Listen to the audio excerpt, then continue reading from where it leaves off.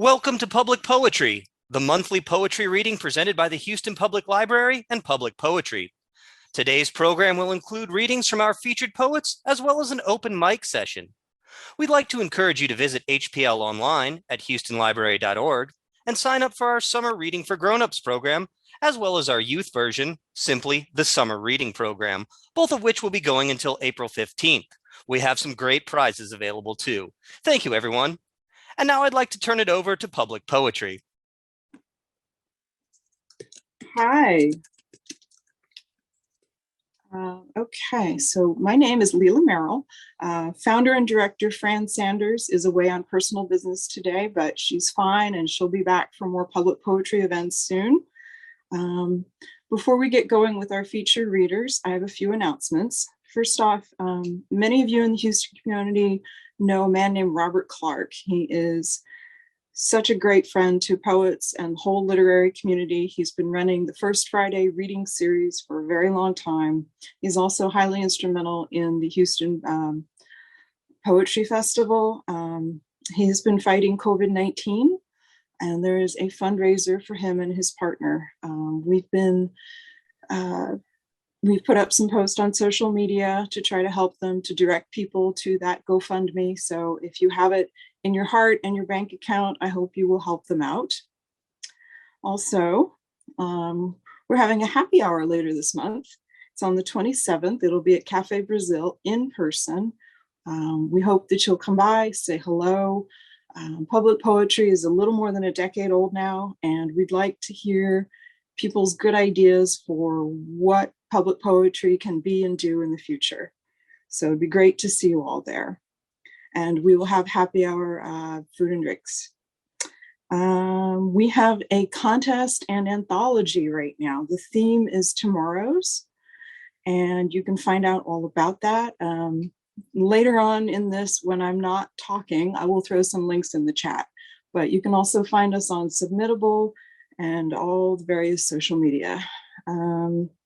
Oh, and one more announcement. Don't forget, we'll do this reading again in a month in August. Okay, so with that, I'm going to turn it over to Carrie Riegler. Carrie is kind of an AV guru for us here.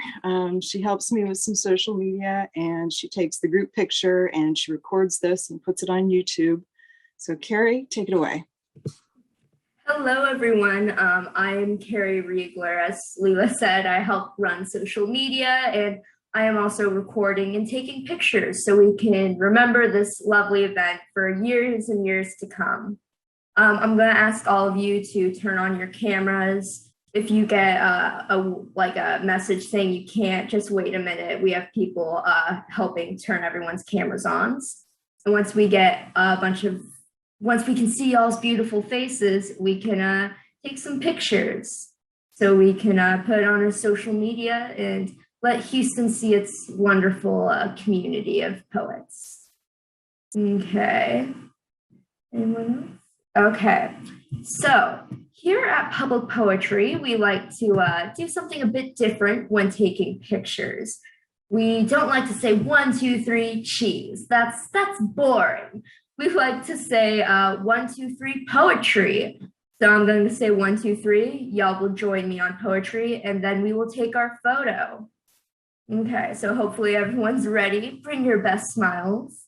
Okay, 1, 2, 3 poetry. Okay, let's do one more for good measure. You must take multiple photos. Okay, 1, 2, 3 poetry. Lovely. Thank you, everyone. Have a good reading.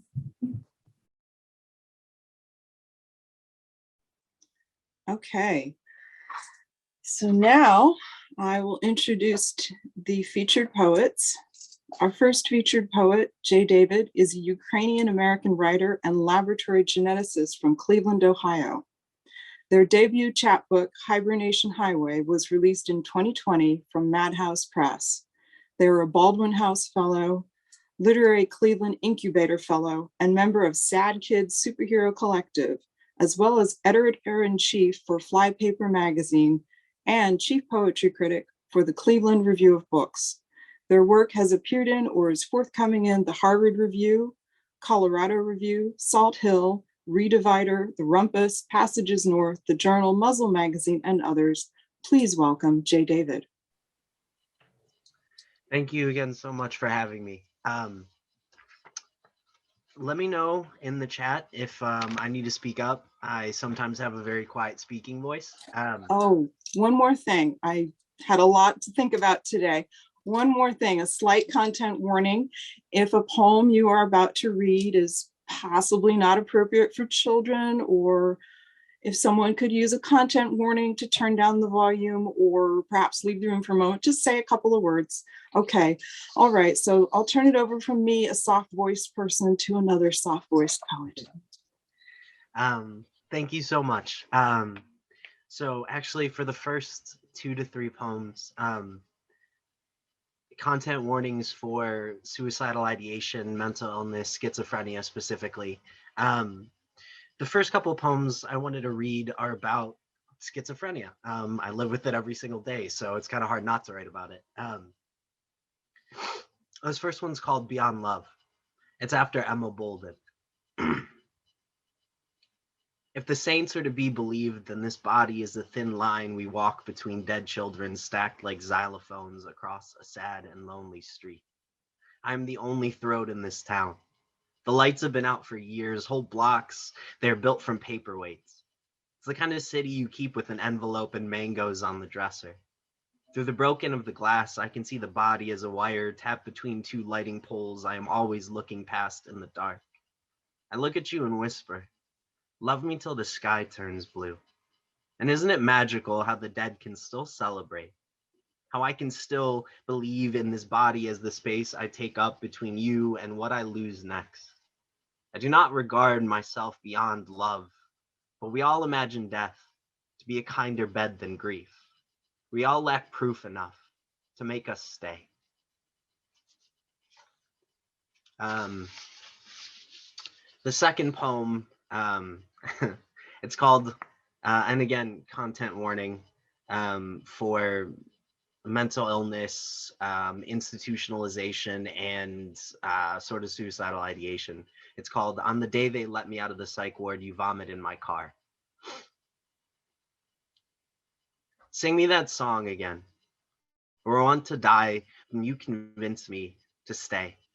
Considering the circumstances, I want to find myself again, not so much sick, but opening an automobile from the inside out portions of myself, the soft soles of my feet on hard gravel, a casket filled with lilies, the lies we tell to keep our loneliness safe. I could say anything at all, and you never hear me over the windmills. Certain implications of tenderness corroborate the story of the tortoise making its way past coal-coughing chimneys while intent on water. I chose you for this reason.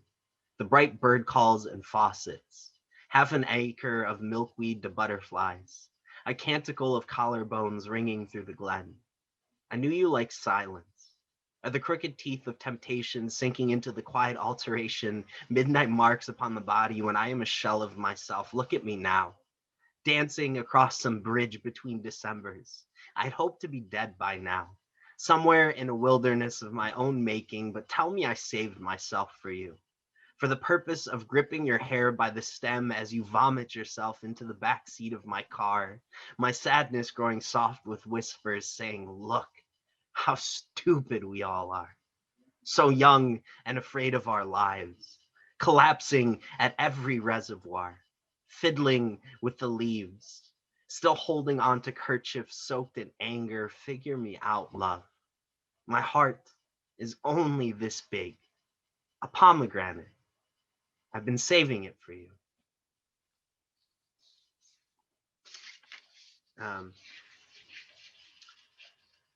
It's always interesting to have silence in between poems because it lets you sit and linger with it. But thank you for everyone saying nice things in the chat and all the little clapping hands.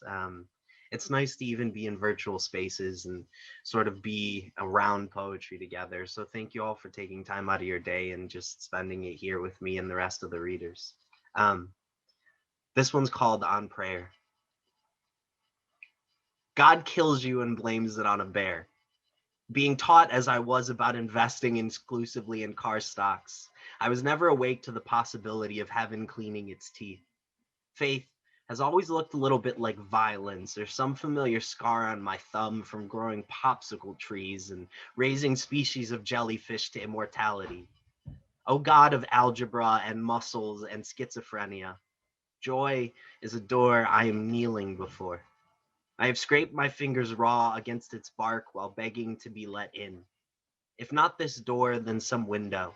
If not this life, then some other. May the Volta come when it is needed.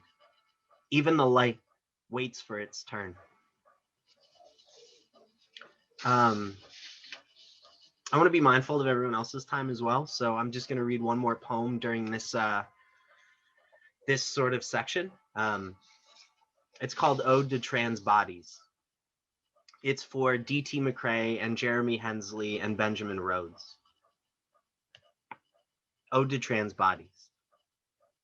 The winter my body grew dendrites, I was barely a button in my mother. My tiny bursting blastula birthing inches of brain stem meant the world was coming one cell division after another.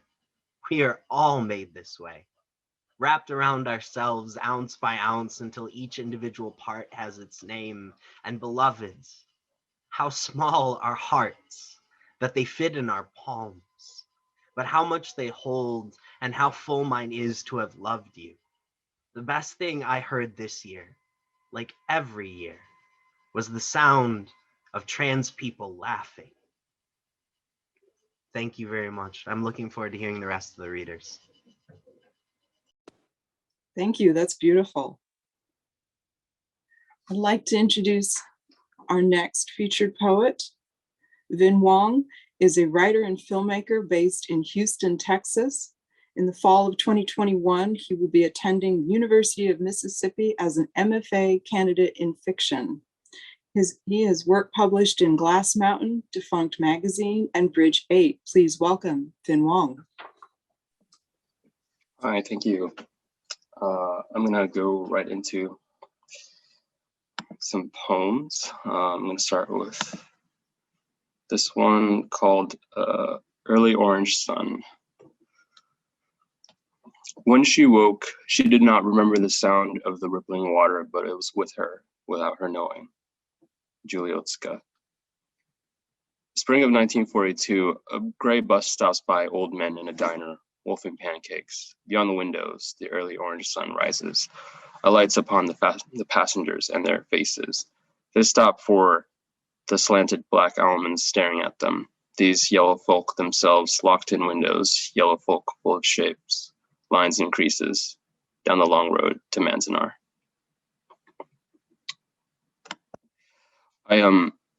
I forgot to add that I think all my poems today will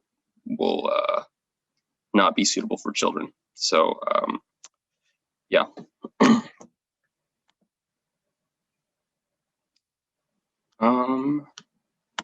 This one might be a little bit lighter. This one's called Game Show, in which you guess that mythical creature. Priests in their dreams often ask me what came first, chicken or egg, and I say, no contest, chicken. And they say, how do you know? And I say, I was there. That wakes them up. Having walked thousands of suns off to sleep, having reached an age when I know more ghosts than flesh, I know to nest wherever feasible, which is nowhere really. You may be tempted to think the wildfires in California and Australia an indictment, but my wings' carbon footprint is near zero. Global warming is real, and it's still your fault. Am I tired? I have more cycles to go. I could watch this on repeat and still laugh like the first time emerging from ashes.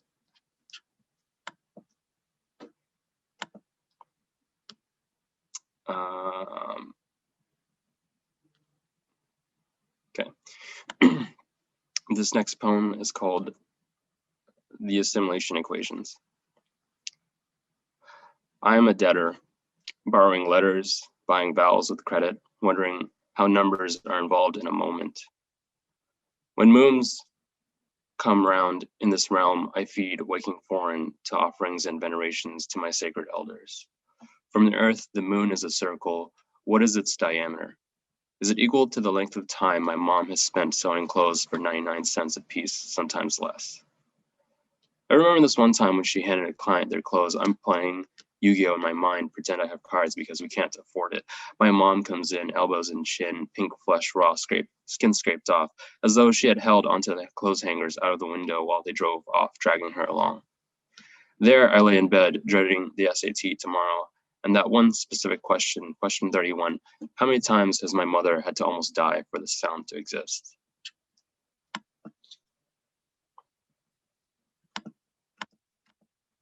The last poem I'll read for this section is called The Natural State.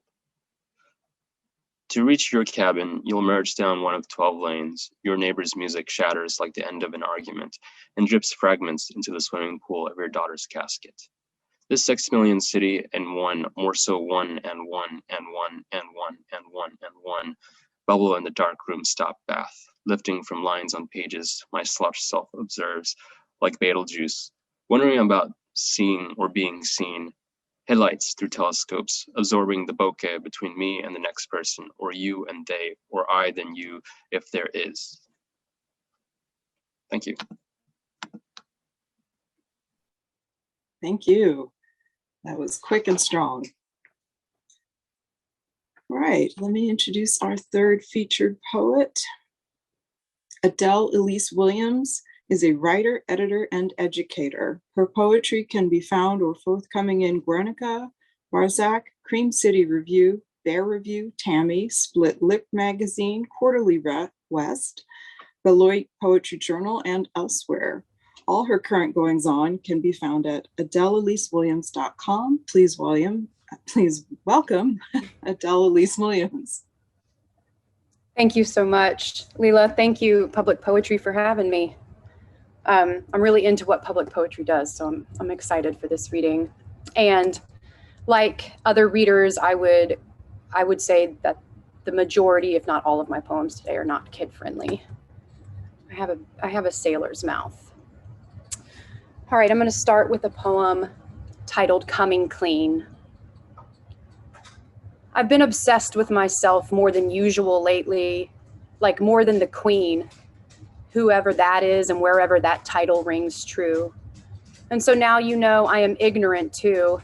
I am both vain and dumb at geography, at where the hell is the UK, and tell me more about borders, about ritual, about what exists outside this body, all colonized and colonial in its effort to feign interest, to mirror control. So to say, look both ways when crossing my street. I'm coming at you with a chip so big my posture slags like Quasimodo, but full blown, so my mind too presents slow to swallow.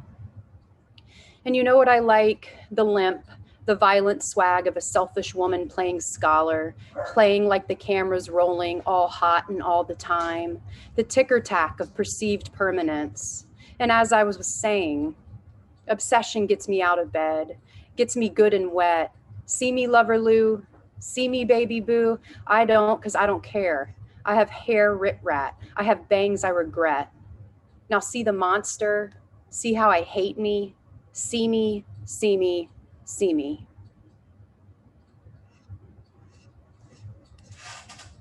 Hungry and hot-blooded. Real vanilla bean and organic eggs, and I say wild blueberries are sweeter because they fought harder, so that is the cake sauce. And I paint my nails lapis of luxury while we pretend I didn't stuff my mouth with men before you. Back then, my nails were Big Apple. My lips were Russian red. Man, oh man, my hands were claws. Man, oh man, this cheesecake won't bake. Its forever jiggle is a promise that I'm only a weekend deal. If I paint my nails tea and toast, we may go on forever, and I can match them to the sand, and the beach is hotter than this oven, I guess, because the jig still hasn't set, and sometimes I can't even stand on the sand, it's so hot. Man, oh man, we could be the real thing. I say sweetly, this is my mother's recipe, and I'm carefully blowing my polish dry when you call me by the wrong name. This next poem is titled Wet Woman.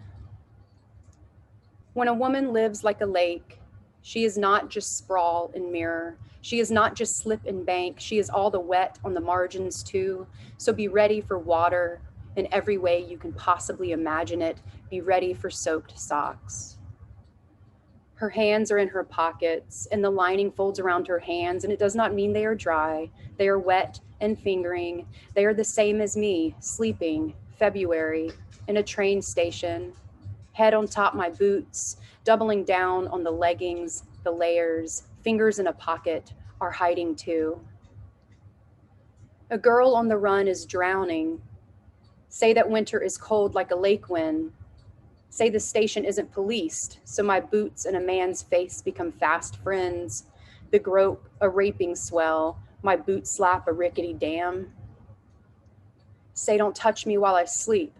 If I move more than water, if I smash a face with two boots, I am still like a lake, like an overcoat for the wet to creep up, a man's thumb on my lips, a flood of body.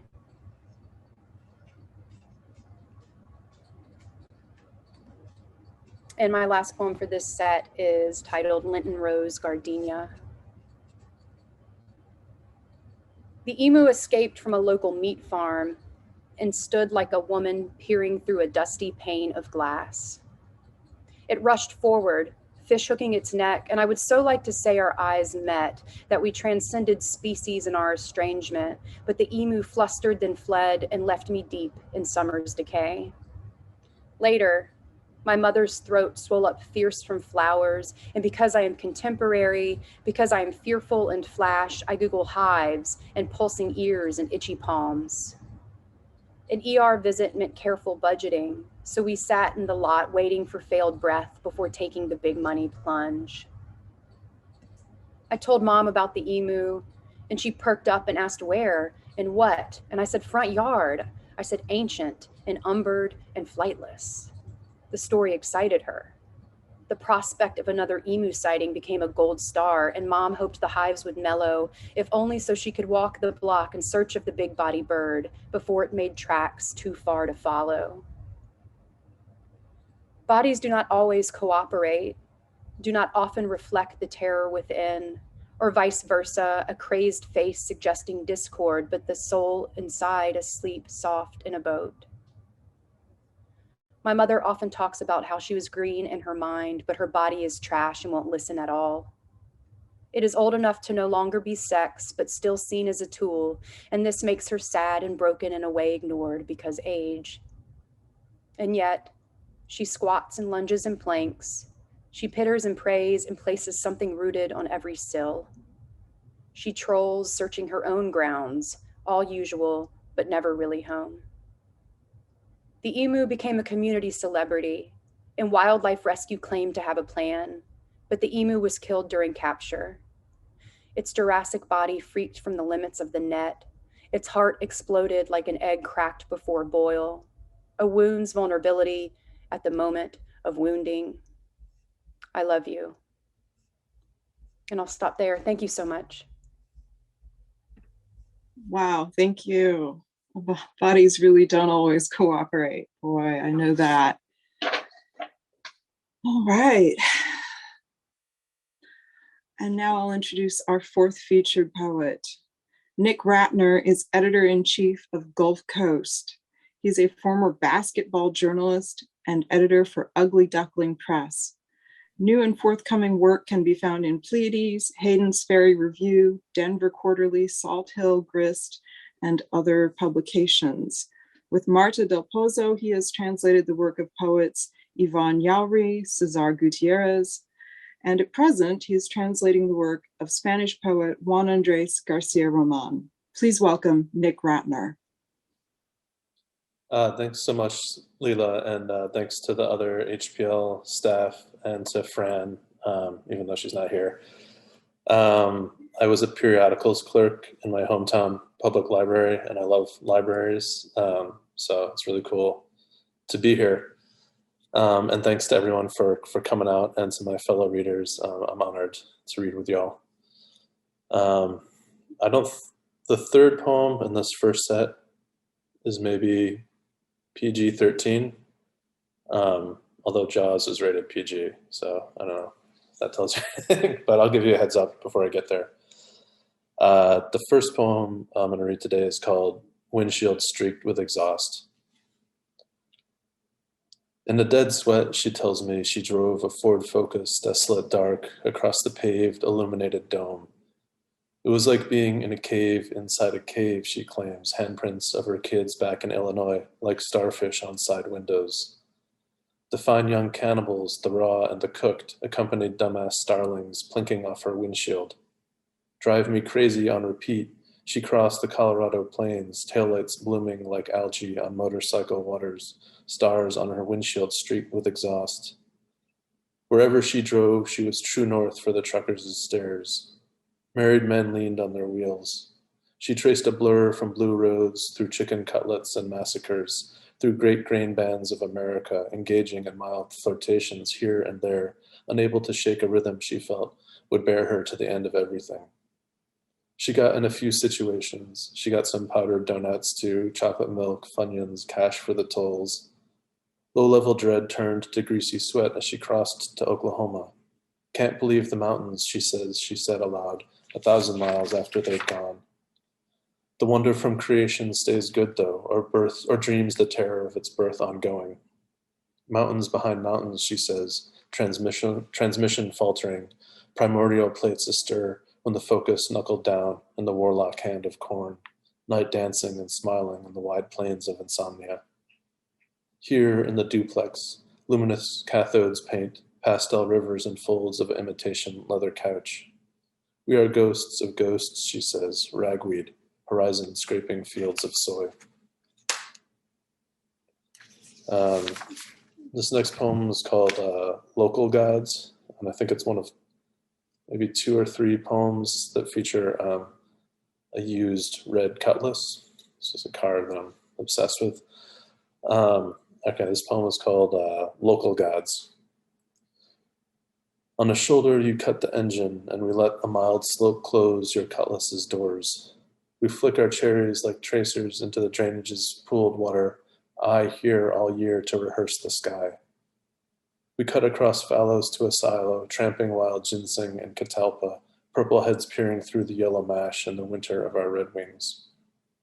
We stand in the silo's torn cornea, sun breathing on dented panels pollen yellow, next to bales of hay etched blue. Our blistered fingers smooth mistake, touch skin suddenly flush with fatigue. Light another. Smoke reverses light through the tattered eye. We are near enough to hold the other's heat. Headed back below a sightless moon, the silo is a steel finger balancing a rain of stars on its nail. Each star that falls the site where new language must hold, take root. Our cold steps, heavy with coming winter, catch on centuries-old divots, mapping days we can't see in daylight. And I'll end this set with a poem called The Ozarks, not about the show, about the part of the country known as the Ozarks. And I guess this is the PG-13 poem. So earmuffs for anyone who doesn't want to hear it or doesn't want their kid to hear it. The Ozarks. He pries open a window and shimmies in to steal a dog-eared Stevens, a blue Olivetti, marb lights, a mini skeleton and a mini coffin that springs a mini boner when you pry the lid. He finds the TV on, cartoons playing in the saltbox catacomb. There is milk in a glass bottle in the fridge, so he drinks some, tasting the grass the cows ate, the extravagance his friend could afford. Though he'd suffered there, his friend wanted to remember the Missouri farm he'd worked as a boy. Once, his friend described the farmer's eyes as clouds gathered on a ridge of threshed hay. Another time how the farmer would dead his arm with punches, then order him to carry ice into suburban homes. When the farmer died, age 104, his friend remembered how the farmer's sons had divvied up the land, and houses were set into the hills, neat rows of them, and how once, from above, in an imaginary plain, he saw how closely the houses resembled the hand bones of a giant who must have died while reaching into the dark cabinet of the Ozarks.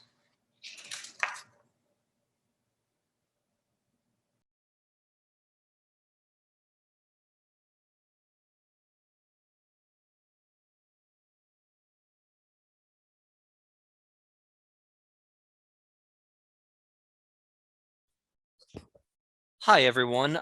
We seem to have had a little bit of an issue. I believe there was a power outage at Layla's house.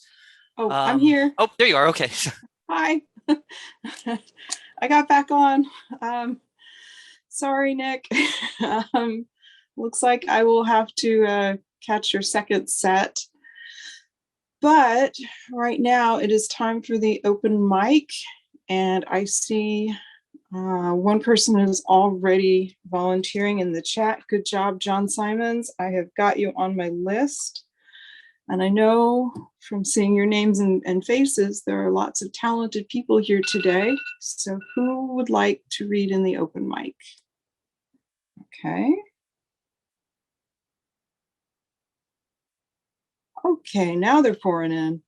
All right, let's start with John, then Chris Gorman, then Gary, then Stuart, and Patricia, and I'll add on from there as needed. Okay. Good morning, afternoon. I'm John Simons, living in Honolulu. So it's 9 o'clock, 9:30 in the morning here. I'd like to read a poem. It does deal with an adult situation, the ultimate adult situation, which is growing old. Here it is. This is called Optics Focus on 2020. Looking old in the eyes makes one realize why lid flesh cutting appeals in an age of expanded vision with fresh outlooks, the rage. Elder eyes have surveyed so much of life before. Lid creep shrinks the view. Others may share of mine and how they look back after 80 years peering.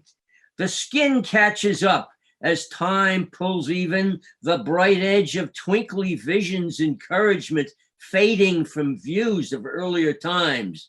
Wearily gazing through encroaching flaps, eyes settle as tiny white flags of crinkly concession, yielding small defiance from last-ditch lookouts. Squint to shield the fear of surprise or misunderstanding, concealing signs of surrender, flash from an absentee owner, glinting false wisdom to decoy the flights of stray moving thoughts. Daily drops of azelastine moisten the eyes against tearing under their pouchy skin ptosis, a move in response to dry ducts that make the corners drool and add to a wet, weepy dew. Tired skin's crepey siege crowds blurring lenses, aging pupils still in their learning phase, with late blooming irises reaching toward the light, vision streaming in with glaring rays. My age no longer surprises people guessing it. On hearing, they nod quickly and continue. Expressions less than wondrous hold their quiet, blank-faced looks. What are they seeing that I'm not? Thanks very much. Thank you. All right, Chris Gorman.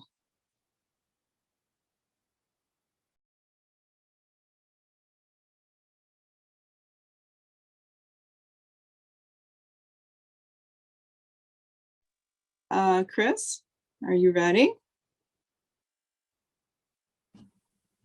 Sorry, I was looking up my poem because I'm unprepared. Hashtag sorry. Okay, I'm not a poet, so I'm going to read a poem by someone who's not a poet. And I don't know if you're familiar with this Heinlein quote, only insects are specialists.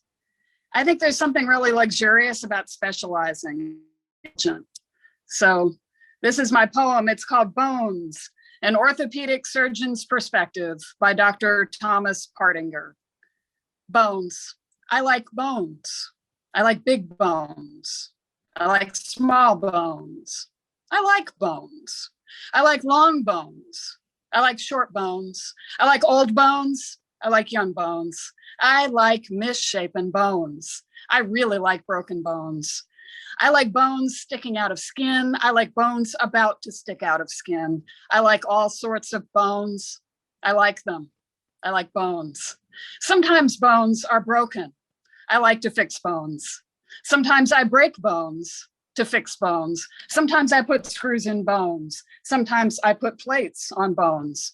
Sometimes I put wire around bones. Bones. I like to take broken bones and make them straight. Unless it is not a straight bone, then I do not like to make it a straight bone. The lungs confuse me. The heart confuses me. Kidneys confuse me. The pancreas confuses me. Bones do not confuse me. Unless it is the skull that confuses me. Teeth confuse me. They are bones. I do not like them as much. Ancep is good. I like when anesthesia gives it. Sometimes gentamicin is good too. Not as good as bones. I like bones. If you consult me about a deep cut, I will ask if there are broken bones. If you consult me about a crush injury, I will ask if there are broken bones. If you consult me about an infection, I will ask if there are broken bones. If you did not get x-rays, I will get them to look at your bones. I like muscles too. Sometimes I cut muscles to get to bones. I do not like nerves. They are not bones. They get in the way of bones.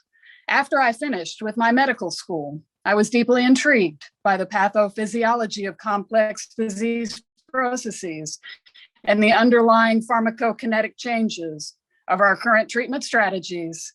But now I like bones. Thank you. Chris, I think that's a poem and it's great. Thank you. Thank you for bringing that to us.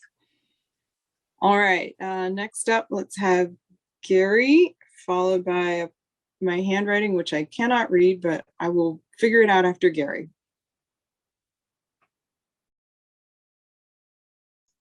Need to unmute myself. This poem is co-written with my son, Matthew, and is inspired by something that happened at his house that he kept posting photos of on Google Photos. And it inspired, and this is a haibun, which is a prose poem which ends in a haiku. It's called Loss. We chose the lot because we loved the trees, but the hole we dug for our basement cut too many roots. We watched the brown spread needle to needle to needle until we knew we had killed our fur. We watched men climb its trunk, heard their chainsaws buzz, watched their ropes lower branch after branch after branch, until only a Christmas tree swayed atop the bare trunk. We heard their chainsaws rip the trunk into logs, watched their crane lift each log above our house and set it gently on their truck bed, one by one by one. Only a single cross section stayed behind, staring back at us from our patio. We heard their stump grinder growl, watched the chips fly, watched them shovel and shuttle chips away by the wheelbarrow, load by load by load. Only sawdust now, caught in every corner, the taste of absence. Thank you, Gary. Love a good haibun. Very nice quilt too. All right, figured out my handwriting. Next up is Stuart Hadley, followed by Patricia Pravadri and a couple more people. There's still time to volunteer.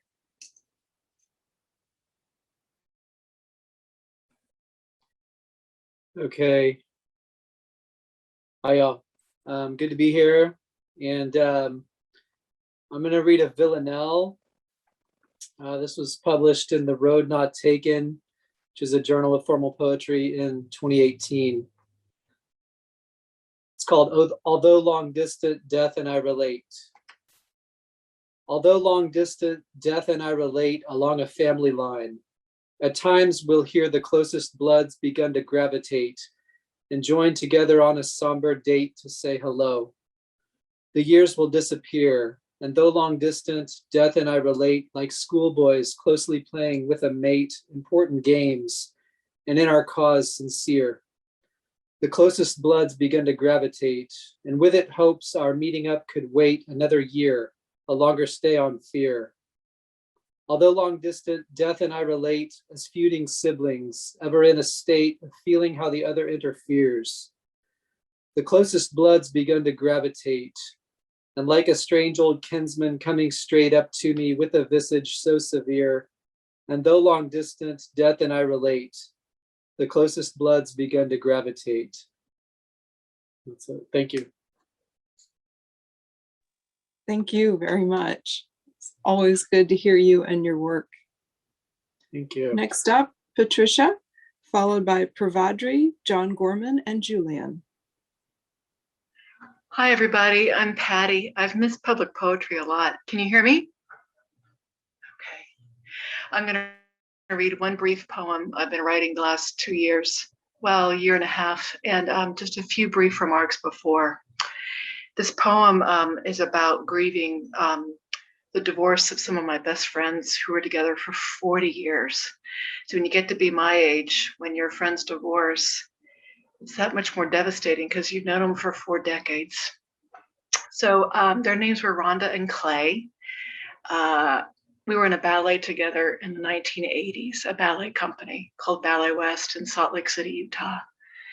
And she discovered that her husband was having an affair the first month of the pandemic because she went down to the basement and saw her husband. He was on the phone with someone and he was saying goodnight. And he said goodnight in a very strange way. And she knew instantly that something was up. So this poem is about that. It's called Noche de Ronda. And I wrote it while playing that song, the beautiful, old, glorious Mexican song. And I loved writing it to listen while listening to Carrie Rodriguez and her version of it on the Tiny Desk concerts. I highly recommend you're hearing her. Kerry Rodriguez, Noche de Ronda.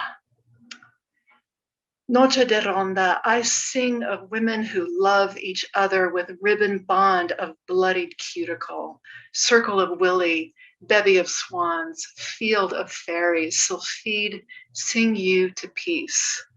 I mourn the end of marriages to mere mortal men who crumble in tired bone piles at our point. He adored her. He told me that he would never need another for his lifetime. She was his church. And there's his fall. Love isn't adoration. It's breathing in the dance as one, as core, in tempo with grace, in line above stentorious orchestra with good form. Good form. The ballet master would say from the dark of the house, when you cheat, you only cheat yourself. They made love in the car in the airport parking lot covered on the inside with newspapers. She put him through medical school. They made 3 miracle humans. They raised them in harmony and envy of everyone. I couldn't wait to run up their front porch every year for decades. You can sit by me. When Aurora died, we talked about it in the kitchen. They held each other and looked at each other's eyes and shared sorrow, disbelief, fear, pain, sad gratitude for daily breath, like children huddled together in the center of a circle of fire. When I divorced, we talked about it in the kitchen. They held each other and spoke in the same hush, held hands, kissed each other's faces, shared pain like children huddled together in the center of a circle of fire. She sparkled and grew in wisdom. He fell behind bullets and more guns, golf clubs, and medicinal ego. The best men serve life, but women are life. And dancers are angels, here to nurse your soul with rhythm. In time, the Rockies may crumble and lie. They're only made of clay. But love is here to stay. Actually, it is a good night. Thank you. I feel better now. Writing does have a healing property for sure. And I think part of that is sharing. Thank you for that. Next up, let's hear from Pravadri, followed by John Gorman. Hello, am I audible? So, hi everyone, and here today monsoons have almost appeared, so I just thought of writing a seasonal poetry. Rain, a confetti from the sky. Whenever the clouds rain, I see you with my eyes full of water. You look like the first wish for the shower of monsoon. Oh, my beloved, I wish I lived in your shadow. I wish I could behold you. Whether you give me grief or joy, I'll bear it happily. There's none other than you whom I possess. All my roads walk up to your destination. I get wet in the rain, feeling I'm getting drenched in your love. I wish you to share me with myself. Take a look at me, see what I am. Rain is just a confetti from the sky. You remind me meeting with my life.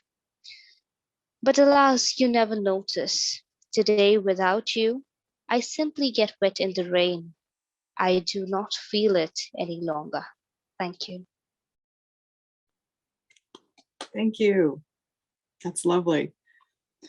All right, Dr. Gorman, when you're ready, and then Julian will follow.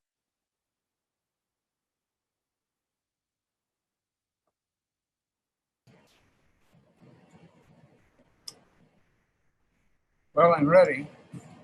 Can you hear me? Okay.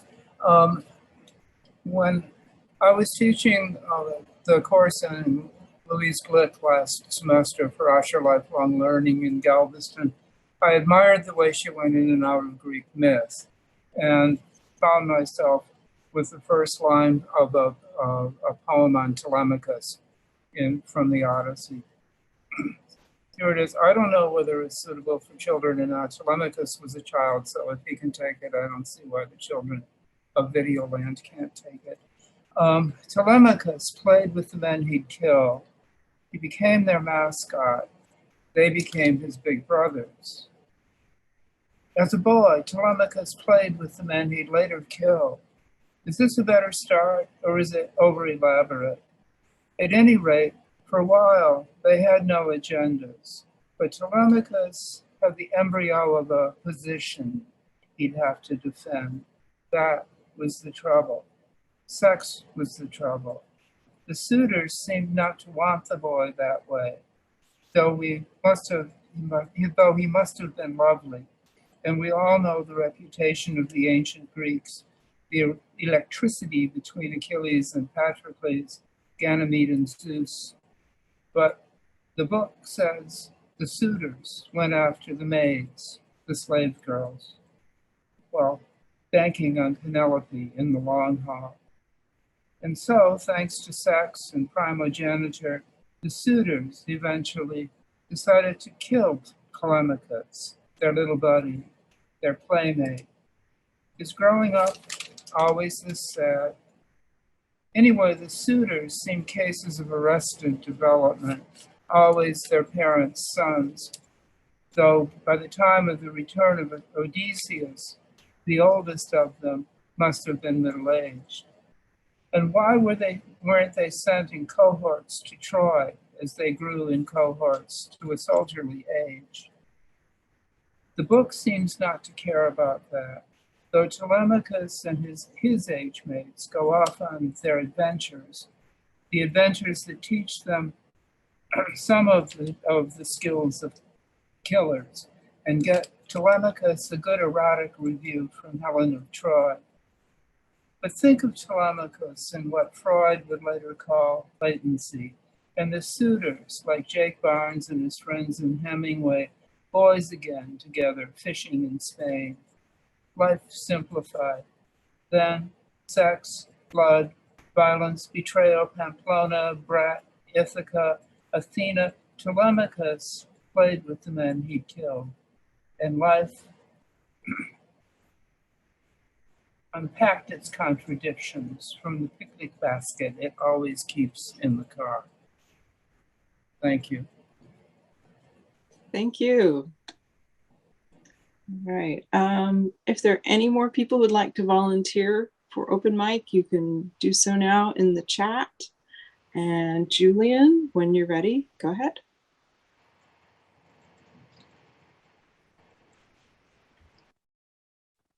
Hi. Can you hear me? So they discovered a rock on Mars, the rover Perseverance, and I was pretty disappointed to read that the person in charge of posting the photographs had posted this cracked rock and called it a butt crack rock on Twitter. So I felt some sympathy for the rock and wrote this.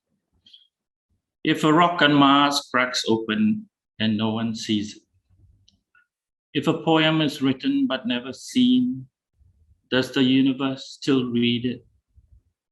If a song is composed but never played, does the universe still hear it? If art is created but never shown, does the universe still value it? If a dream is dreamt but no one remembers it, does the universe still awaken to it? If a rock on Mars cracks open and no one sees it, does the universe still care? Oh, solitary, fractured rock on Mars. We earthlings, scientists no less, discover you after millennia, yet still choose to insult you.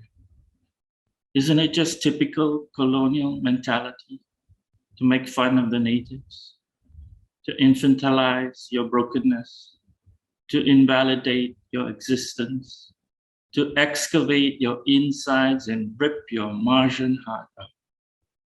If a rock on Mars cracks open and no one sees it, does the universe still care for you? Yes, it does. I do. You are no one's primal fault. The universe peers into your soul and sees your shining center. It cradles your alluvial despair in its sturdy hands. It perceives your rough edges as only poetry. It lowers its ear to your fissure and hears you sing. And when it is quiet, late at night, and you cry alone, it lulls you to sleep and paints you a Venusian dream. Thank you. Thank you. That's beautiful. I love your response. All right. I guess that's it for open mic. Nothing from me this time, as I've got a little bit of a sore throat. So let me welcome back our featured poets. Jay David is up first.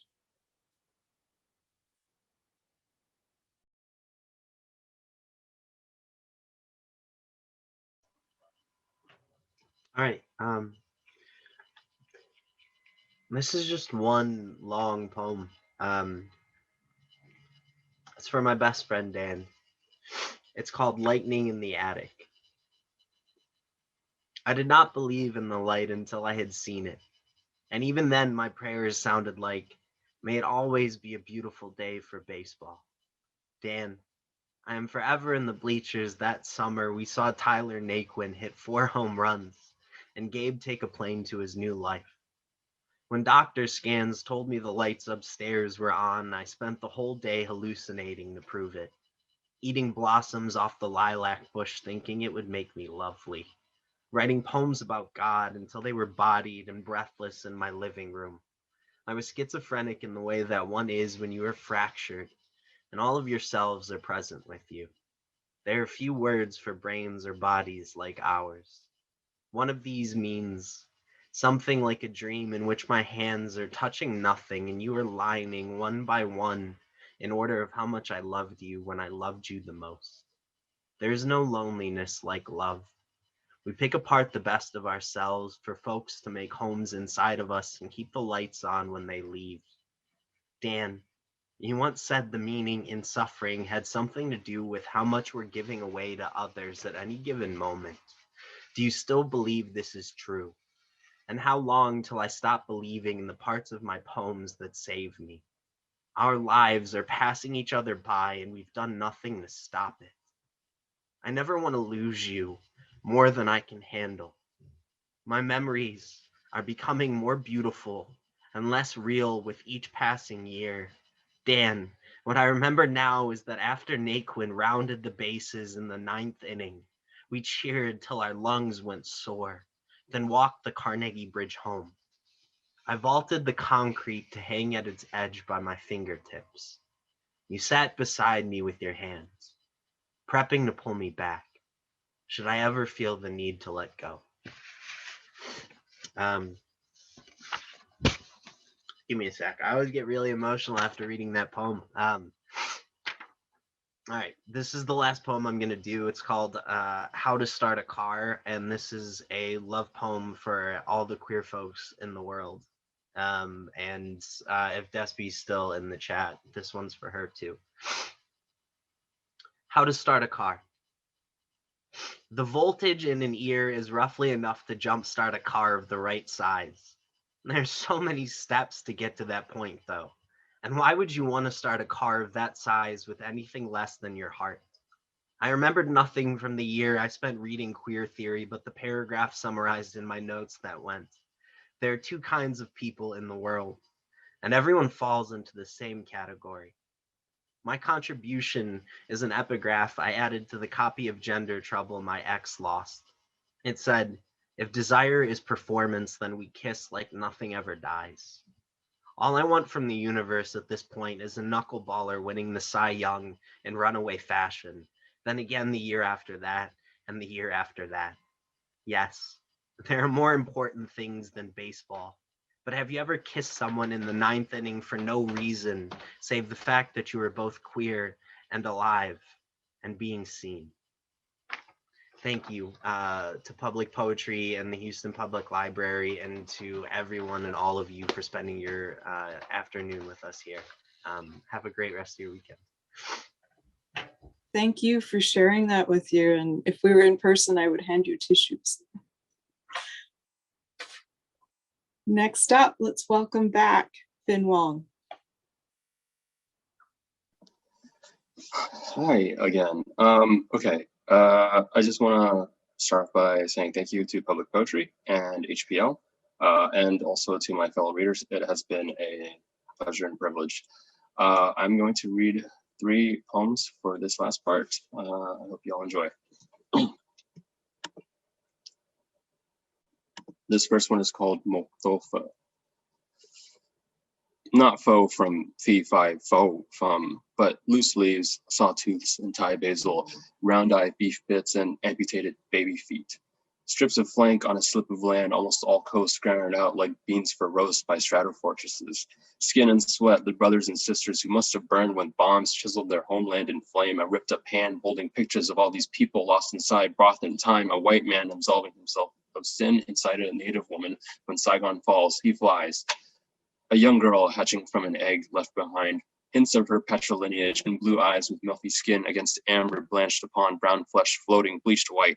Her flight across an ocean of burnt islands, blooded beaches. Her son sprung from the beast of 2 backs, walking 2 paths, eating these white coals in a restaurant of 3 generations in a country that still sees foreign. It's the dreams the boy has at night of the fall, wondering where his wings went and whether he lands on his feet.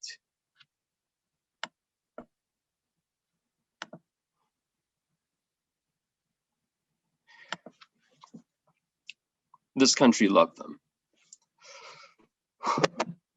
When this all ends, if it ever, I will remember how Animal Crossing showed us a glimpse of paradise, how I found new excuses to avoid reading the books stacked in the soft light of the desk lamp atop my nightstand, how a dishwasher is for more than just storage, as my Vietnamese mother likes to save water, how Calvin Chu went on a walk in San Francisco and never came home.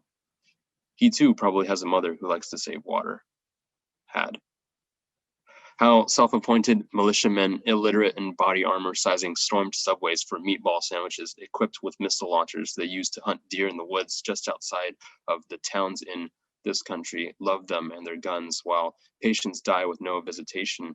This country loved them to keep their loved ones from them, failed them.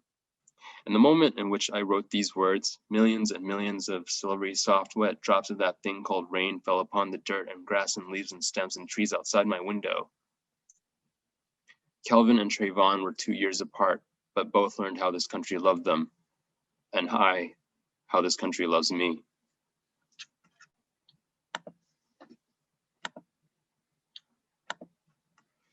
This last one is called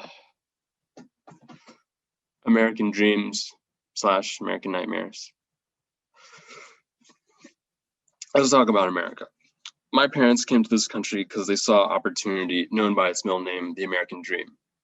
What is the difference between a good nightmare and a bad dream? Me. This joke on me on stage bearing poems, not arms. A legacy of American war fleets knocking down dominoes in Vietnam.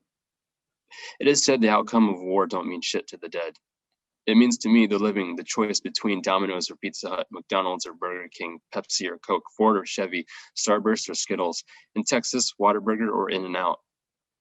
These great debates not possessed in old lands, once burning, now rebuilding, lives restarting, or so, if only the drone strikes could, killing from afar of some threat the American mind imagined, some nightmarish mongrel horde sweeping down from Central Asia. The drone strikes need to chill for one damn moment. Opportunities aren't free, are paid for by their children who talk back to their mothers with a stepmother tongue. This language wasn't made for me. This language I wish to unmake into me, retake, then remake like Legos, each piece into a house, a long, strong sentence. No, not a death sentence, but a serious inquiry to unbury lost treasure and bubbling depths. I'm Vietnamese, I go by Vin. What is your name? Tell me something Wikipedia could never know of you and yours. For example, I was born with 6 toes to my right foot. The doc cut it clean off. My scar remembers it. I came to this world without fear, seen through stars for eyes, wondered for blood. Age 4 to 8, Sun Wukong, aka the Monkey King, aka Great Sage equal to heaven was my hero. Great Vin equal to heaven. I'm struggling now to get across this idea Asian lives matter. Like the old man, he strolled into H Mart to buy some sumaco tomato sauce sardines, but gets drop kicked in the head beside the door left for dead while his grandchild looks on. Yet that's nothing new in this American dream. Thank you. Thank you. Thank you. The scar remembers. That is for sure. Next, let's welcome back featured poet Adele Elise Williams. Hello. Thank you again to everyone being here, and feeling really honored to share this space with the poets today. I've got 3 poems. The first one is titled Morello, and just a tiny bit of context. Morel was my pawpaw's last name on my mother's side, and then Morello's like a really decadent cherry. Morello. One of these is my blood, and one is a delicious bird's heart, beating outside the body, steeped in beetle syrup and anise, resembling far away a red velvet gumball, up close, more like the Magdalene's own wicked chalice. One of these is gore and boudoir, and one of these is dead and gone. My pawpaw, my toothless and smiling like a fool and sending me coupons in the mail and liberating Buchenwald and joking through those few teeth with still that jack-o'-lantern smile. Still baby bird head of hair pawpaw, my pawpaw who I don't even know where he is buried because I'm so selfish, so wretchedly lost. All I only ever know are death cherries and a vodka drink. Dear Diary, astronomers have successfully photographed a black hole, and I'm getting older. I'm not crazy old, just old enough to notice when my sexy body is less sexy, when my face puckers like a pocket tissue, and when my legs are sleepy and pale. I do not feel sorry for myself today, but I do feel stupid when I open my mouth in my fem theory course, or try and make a yawn into a smile, or when I apologize for something I do not care about. I'm tired of holding my shoulders like a woman with big breasts. I am overwhelmed learning the lineage of my insignificance, my own shamed experiences studied and taught. Sometimes being poor feels worse than being woman. I say things like that in the theory class, and everyone asks how many trains I hop before coming to grad school, and I say one, but the fences are countless. I see things like a survivor or a sailor or a surviving sailor, large and in charge and covered in sun. My toes, too, have begun to tell my. I noticed this morning that if I pull my ass up towards my back, the whole front of my body awakes. I consider quitting everything and creating my ass to back contraption. I will need one waistband, 2 detached underwire bra cups, 4 zip ties, and 1 saggy butt. Or maybe I'll revive the practice of neck stretching, stacking copper bangles like resentments. Perhaps I'll film a documentary about the number of misbehaved women ticketed out front of my house. Today, the queen in question must have been drinking and drugging. She cried like sorry while explaining, but fought like Annie Oakley in the cuffs. I peeked through my blinds and watched the deja vu unfold. Once, twice, thrice, that was me. The dude bro next to me in the library is whispering grossly into his cell phone, and the feigned effort makes me want to die. Also, I'm pretty sure I can smell my own feet through the thick of my boots. I miss waking up dumb and in love with my lacking self-awareness, the tool of my body, the waste of my big-ass brain. And the last poem is titled, It Comes From Having a Body. When I was a child, I stuttered with the violence of 1,000 wings. The flock in my mouth could not escape. God says, be buzzard, be a new baby born with teeth, be a curl or a tide or a half girl, half bird, be transformed, be harpy. I drove my mother's forever postpartum. Sorry was the hardest to sputter. The savage wings, the tongue ticks flapped and fought. But one day God said, son, and God said, good morning, child. And I said, hard tea Tuesday. The first time I did not stutter, mother held me for 1,000 seconds. The birds flew from my mouth cave like wood smoke, and I did not know that I had almost killed her. A body will wait for the very last moment to act. Sometimes God says Yahtzee, and I know this means someone has won, but someone has lost too. A holy man is a gambling man, and that God of ours, he takes bets after all. Once a mother's baby drowned at home, and God said, hello. The baby knew the wet of something, the sink of the same. He sank like the sun, an orb of stutter, an entired candied peach. A baby body can be a poem too, can talk to God and want truth or deep water all the same. Did you hear the news? My long body cannot stop stammering. It will not pull a fluid stroke for the life of it. It will not slow enough to tally. This body is searching everywhere wet for love and real. God says buoy for it. Body says how so? God says flap to float, and body says brilliant. It comes from having a body that won't rest for anything but soothe and flare when God is so near. That has to make all the art and read all the words and love all the men in an effort to know what God wants from this body, from bodies, what God wants from offering a moment of flood or wings. What God wants from a stammer poem by a woman with a story, from a body begging for last call, from a current pulling down and out. God says, kiss me. My body says, what's at stake? Thank you again, y'all. Thank you. That was excellent. All right, let's welcome back our fourth and final featured poet for the day, Nick Ratner.